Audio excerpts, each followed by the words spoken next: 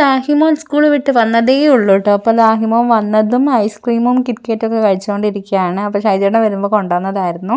അതായത് അഹിമോന് സ്കൂളിലൊരു talent exam നടത്തിയിട്ടുണ്ടായിരുന്നു. അതിൽ വിന്നറാണ് അഹിമോൻ, ലിസ്റ്റിൽ അവനും ഉണ്ട്. അപ്പോൾ പിന്നെ അതിൻ്റെ ചെറിയൊരു മധുരം കൊണ്ടുവന്നിട്ടുണ്ടായിരുന്നു. അപ്പോൾ അവനോട് വന്ന സമയത്ത് പറഞ്ഞു, റിസൾട്ട് വന്നിട്ടുണ്ട്, അന്നെ എങ്ങനെ പഠിപ്പിച്ചതാണ്, എന്നിട്ട് ഒന്നും അതിൽ കാണാമല്ലോ എന്നൊക്കെ പറഞ്ഞ് ഞങ്ങളിങ്ങനെ പറഞ്ഞു കേട്ടോ. പറഞ്ഞപ്പോൾ ചോദിച്ചു, എന്താ ജയിച്ചില്ലേ, തോറ്റുമോ എന്ന് വെച്ചിട്ടോ. അപ്പോൾ ഞാൻ പറഞ്ഞു, അപ്പോൾ ചോദിച്ചിട്ട് ഇങ്ങോട്ട് പോകാന്ന് പറഞ്ഞിട്ട് ഇത് കാണിച്ചു കൊടുത്തിട്ടോ. ഇത് കാണിച്ചു കൊടുത്തപ്പോൾ ആൾ ചോദിച്ചു, ജയിച്ചോ എന്ന് വെച്ചാൽ ജയിച്ച്. അപ്പോൾ ആ ഒരു സന്തോഷത്തിൽ കഴിക്കുകയാണ് കേട്ടോ. അപ്പോൾ ഓൻ തന്നെ എന്നുള്ള ഒരു അന്തവിടലാണ് കേട്ടോ. അപ്പോൾ ഇതാണ് ഞാൻ ജസ്റ്റ് ഒരു ഇത് ഉണ്ടാക്കിയതാണ്, കൺഗ്രാജുലേഷൻസിൻ്റെ.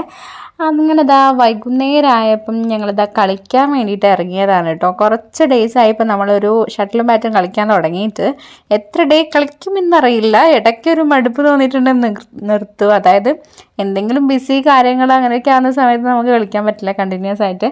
അങ്ങനെ അഹിമോൻ എപ്പോഴും ഉണ്ടാവും നമ്മളെ കൂടെ കളിക്കാൻ വേണ്ടിയിട്ട്. എത്ര പറഞ്ഞു കൊടുത്താലും അവന് റെഡിയായി വരില്ല. ആ ഒരു അടി. എന്നിട്ട് ഞങ്ങളെയും കളിക്കാൻ സമ്മതിക്കില്ല. കോക്കൊക്കെ എടുത്ത് കൊണ്ടുപോയിക്കാളൂ, കളിക്കണ്ട ഞാൻ കളിച്ചാൽ മതി എന്നൊക്കെ പറഞ്ഞു. എന്നിട്ട് ഓൻ കളിക്കുകയില്ല.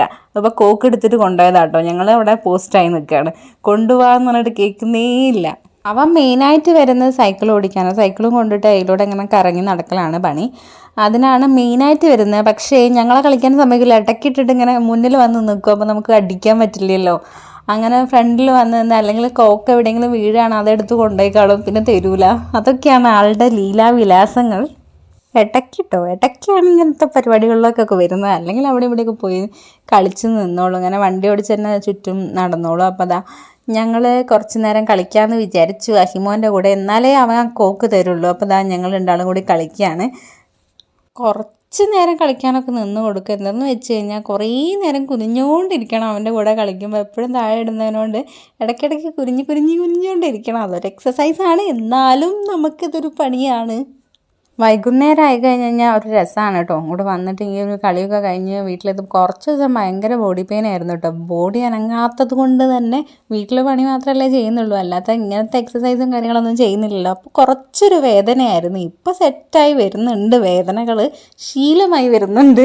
അതായത് കയ്യിൻ്റെ ആ ഒരു ഷോൾഡറിൻ്റെ പോർഷനിലും കാലിൻ്റെ, അതായത് കുനിഞ്ഞിട്ട് ഇടയ്ക്കിടയ്ക്ക് എടുക്കുന്നത് കൊണ്ട് അവിടേക്കാണ് പെയിന് വരുന്നത്. ഇനി കുറച്ച് ദിവസം കഴിഞ്ഞാൽ സെറ്റാവാൻ മതി. അങ്ങനെ കുറച്ച് കളിപ്പിച്ചിട്ട് എങ്ങനെയോ കോക്കൊക്കെ വാങ്ങിയെടുത്തിട്ട് പിന്നെയും ഞങ്ങൾ കളി തുടങ്ങി.